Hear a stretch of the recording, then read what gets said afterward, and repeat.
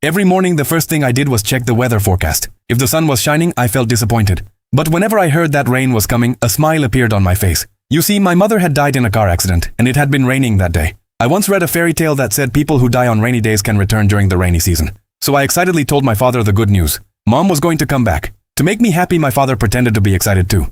Finally, the rainy season arrived. I woke my father up and, without even taking an umbrella, ran straight to the train station. My father followed behind, curious to see what would happen. I searched everywhere, but I couldn't find my mother. Seeing how disappointed I was, my father comforted me and said that maybe Mom had something important to do that day. But while we were walking back home, we noticed a woman near a tunnel. She appeared to be unconscious. Then she slowly turned her head. My father froze in shock. It really was my mother.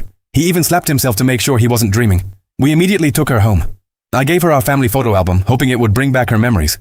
But she remembered nothing. Not her family, not even her own name. That night, my father quietly entered her room just to make sure she was truly alive.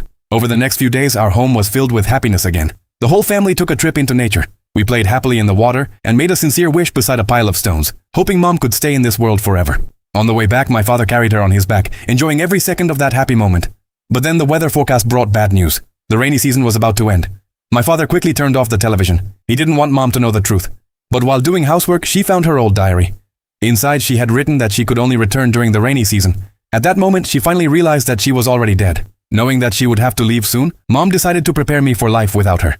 She taught me how to wash clothes, how to cook, and even every step of taking care of myself. At night, she watched old family videos with me because she never wanted to miss another moment of my life. My father would stand silently outside the door, crying. That night, he went to the tunnel. He used a large wooden stick to block the entrance, hoping that somehow it would stop Mom from leaving. But the next morning, the stick was broken. That was when my father realized that we couldn't run away from reality forever. We had to face it with courage. Finally, my birthday arrived. The whole family gathered together.